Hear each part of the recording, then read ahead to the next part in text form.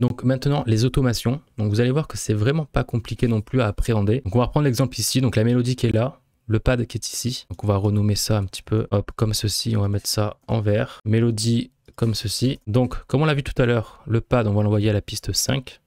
La mélodie à la piste 6. Donc là, vous faites soit CTRL L comme je vous l'ai dit, soit ce que vous pouvez faire pour aller plus vite si vous en avez plusieurs, c'est sélectionner deux tranches comme ça. Vous faites CTRL SHIFT L. Et là, vous voyez que vous avez les deux qui sont apparus là. Donc ça, vous le faites manuellement une par une, soit vous faites les deux comme ça. Donc CTRL L, une seule piste, CTRL SHIFT L pour plusieurs. Et donc à condition de les sélectionner comme ça. Donc imaginons maintenant, donc la mélodie elle est un peu forte, on va la baisser.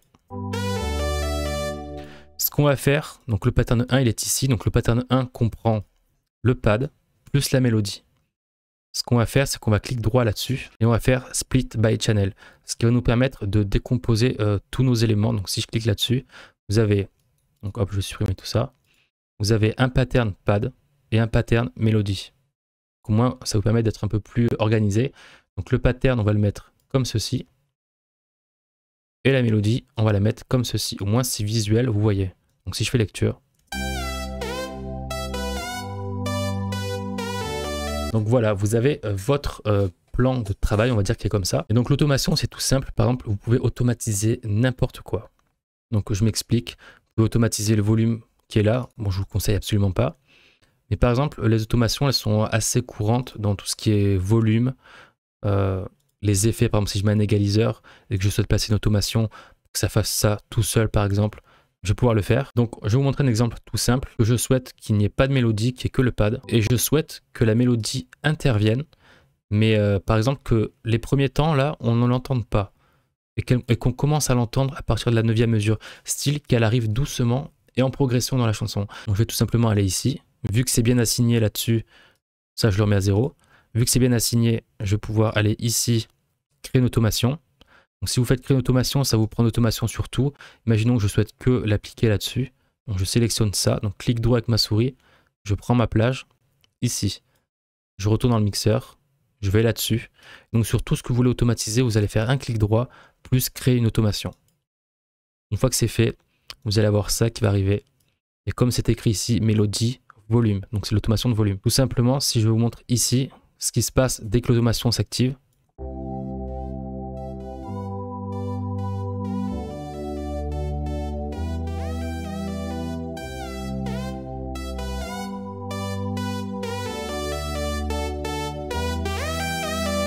Donc le son est trop fort de base, donc je vais le régler à partir de là, comme ceci.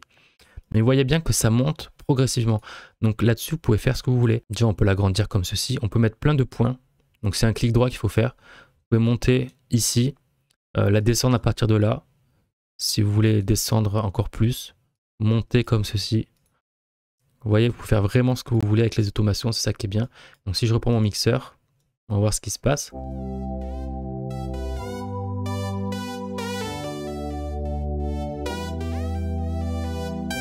Voilà, ça se fait de manière automatiquement et donc c'est très pratique. Donc ça, c'est l'automation de volume. Vous pouvez faire ça comme ça pour le volume. Donc si vous voulez plus d'automation, vous la supprimez en la balayant comme ça.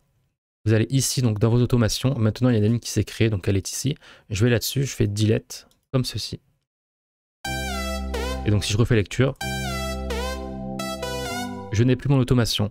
Ce qu'on va faire maintenant, c'est prendre une reverb. Donc je vais prendre la reverb de Fruity Loops, donc FL Studio. On va faire ça, on va mettre un preset, on va mettre de la reverb assez large.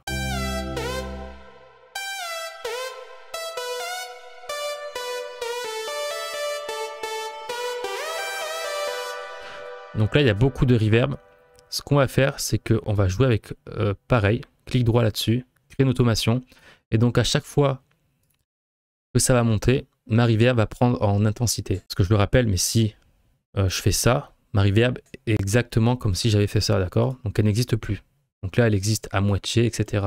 Donc là, l'effet, il est à 100%. Ce qu'on va faire, c'est pareil, on va faire ça.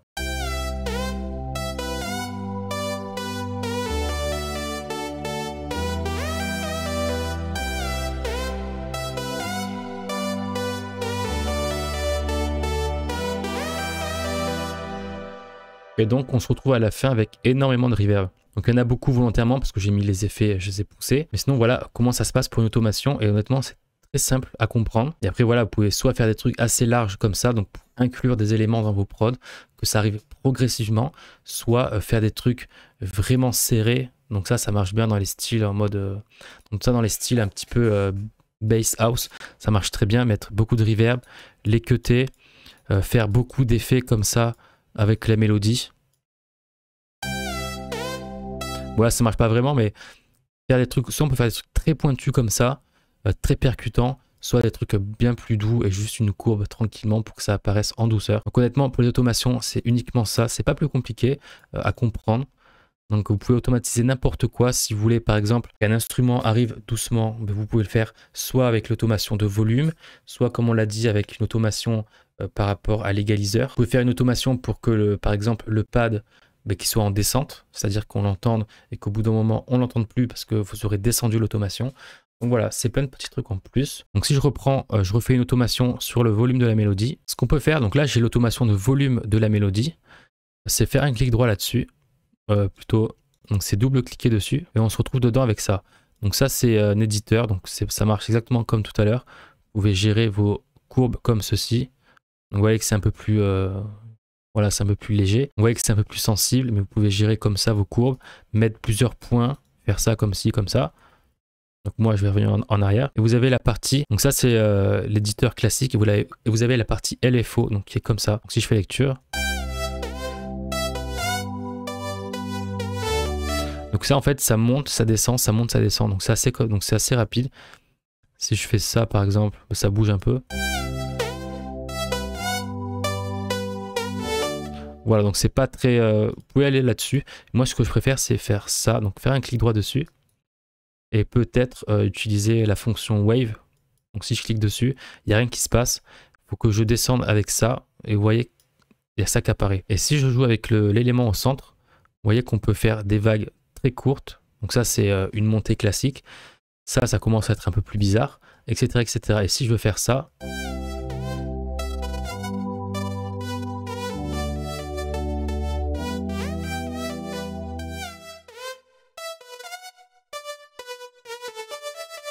Donc on va faire donc l'exemple, je vais le reprendre plutôt avec le pad, ça sera plus parlant. On remet le pad ici, on prend la fonction Wave, on descend un petit peu ça comme ceci. Et hop.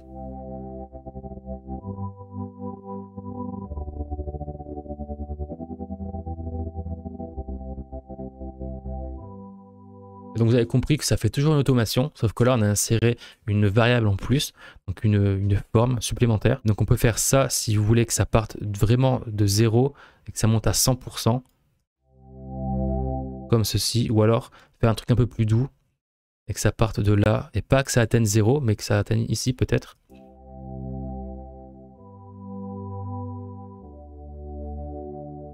Et vous voyez que ça atteint pas le 0 et ça atteint pas le max non plus. Donc après, vous pouvez très bien prendre un autre, par exemple celui-là. Voilà, c'est une autre fonction. Après, voilà, vous pouvez vous amuser, regarder un petit peu.